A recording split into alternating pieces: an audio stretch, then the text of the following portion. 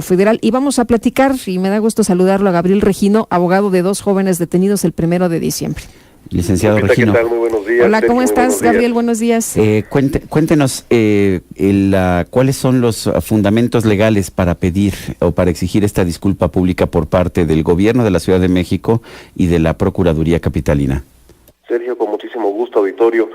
Los fundamentos legales para que una persona, cualquier ciudadano que se encuentre en el territorio de los Estados Unidos mexicanos pueda demandar una indemnización por una mala actuación de los servidores públicos del gobierno de un estado son primeramente el artículo 9.5 del Pacto Internacional de Derechos Civiles y Políticos de 1966, que establece que toda persona que haya sido ilegalmente detenida o presa tendrá el derecho efectivo a obtener una reparación.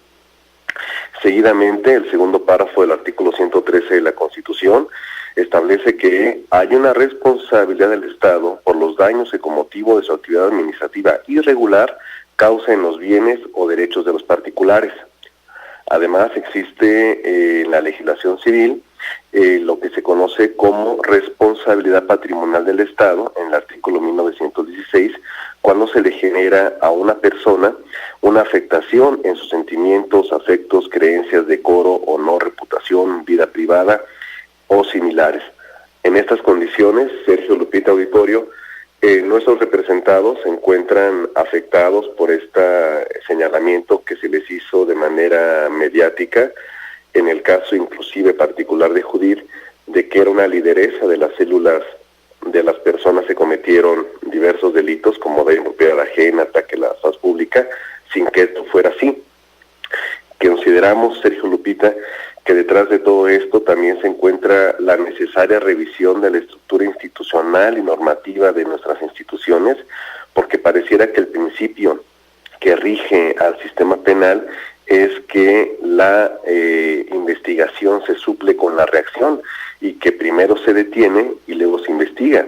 Es decir, no se investiga para detener, tenemos las cosas al revés y esto genera severos perjuicios como los que se están viendo en este caso derivado de los hechos del 1 de diciembre. Gabriel, tú has hecho un análisis, has mandado twitters acerca de lo que para ti fue lo incorrecto de esta situación. Platícale, por favor, comparte con el auditorio los puntos que tuviste mal que se llevaron a cabo en estas detenciones.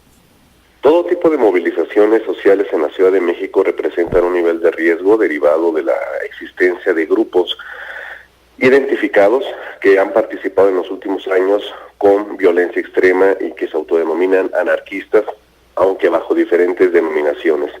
En el caso particular podemos mencionar a frentes como Liberación Animal, Frentes de Liberación de la Tierra y otro tipo de grupos que no solamente a través del activismo en redes sociales, en páginas de internet, enviando cartas bombas a investigadores de tecnología, como ha ocurrido en el Estado de México, petardazos en cajeros automáticos o tiendas transnacionales.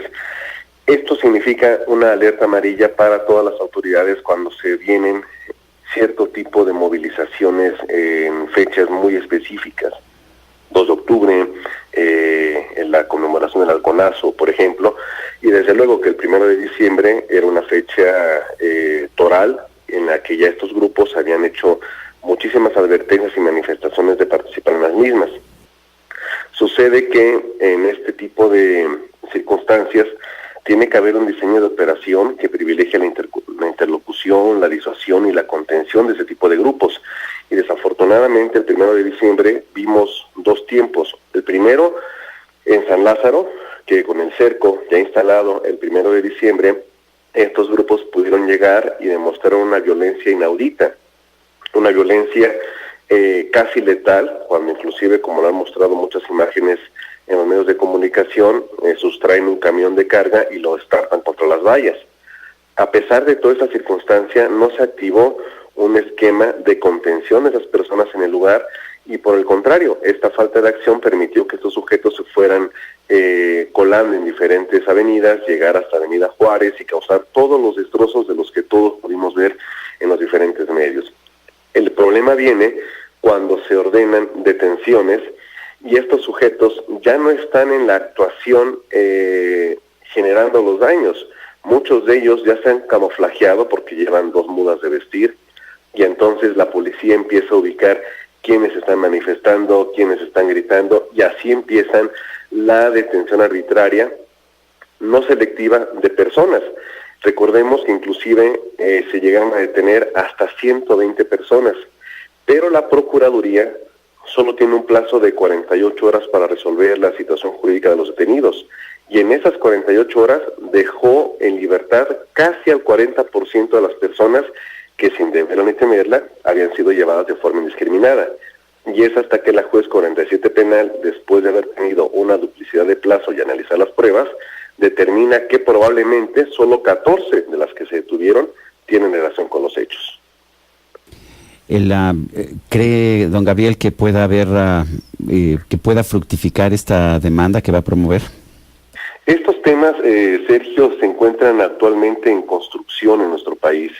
Desafortunadamente, aun cuando la Constitución Federal establece esta obligación de los servidores públicos y de que hay una ley federal de responsabilidad patrimonial del Estado, las entidades federativas no han desarrollado adecuadamente esta legislación. En el caso de la Ciudad de México, sí tenemos ya una ley, que es la ley que regula el uso de la fuerza de los cuerpos de seguridad, que establece en su artículo 37 la posibilidad de que una persona sea indemnizada. ¿Qué es lo que se está buscando, Sergio, Lupita, auditorio, con esta acción? Primero, que en el caso particular de Judith y de Luis se les dé una disculpa pública, porque mediáticamente fueron exhibidos como responsables de unos hechos que no cometieron. Es decir, fueron acusados sin pruebas, juzgados mediáticamente y condenados socialmente.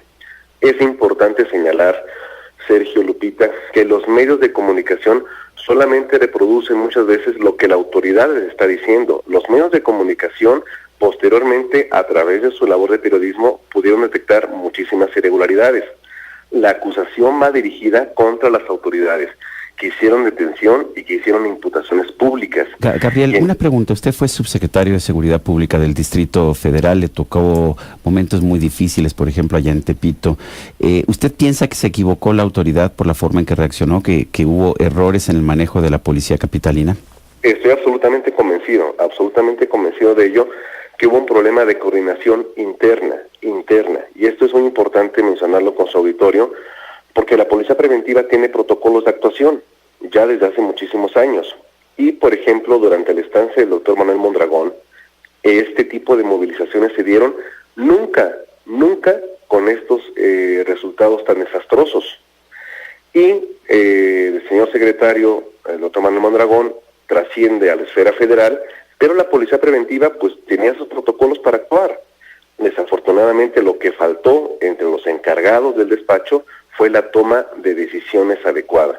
Quizá por la ausencia de un mando en ese momento no tuvieron la coordinación o la decisión para intervenir de manera previa, y bueno, ahí tenemos los resultados. Gabriel, la exigencia de la disculpa pública, ¿a quién le correspondería en todo caso? ¿A los elementos de la Secretaría de Seguridad Pública, a la Procuraduría del Distrito Federal? ¿Quién tendría que hacer esto? ¿O al jefe de gobierno, Miguel Mancera? ¿O al jefe de gobierno, al propio jefe de gobierno? No, nosotros consideramos que como se trata de cuestiones de estructura institucional, tendrían que ser las que actuaron de manera directa: Secretaría de Seguridad Pública, Procuraduría General de Justicia. Secretaría de Seguridad por las detenciones arbitrarias, Procuraduría de Justicia por las imputaciones públicas de que una persona detenida era lideresa de una de las células de esta actividad, cuando se trata de una joven cineasta que había acudido a hacer filmaciones sobre las movilizaciones y que fue detenida en Filomeno Mata, donde fueron detenidos otro caudal de personas que ya están liberadas, y se les imputaba que habían estado en la Avenida Juárez teniendo como prueba un video en la que hay una persona de espaldas, embosada, completamente de negro, a distancia, identificándola como la persona que se encontraba detenida. Consideramos que esas son las dos instituciones que deben de ofrecerse disculpa pública, y sobre todo insistir que lo que está de fondo aquí es que este sistema debe de cambiar, porque a todos nos cuesta que haya inocentes en las prisiones, se hace muchísimo gasto en este tipo de detenciones, averiguaciones, procesos, etcétera, y que por lo tanto esa reforma penal que está pendiente de aplicarse en la capital del país, urge su implementación porque no debemos de permitir que se siga con esa lógica de detener y luego investigamos. Gabriel Regino, abogado, quiero agradecerle el que haya tomado esta llamada. Agradecido soy yo, Sergio Lupita, auditorio. Muchas gracias.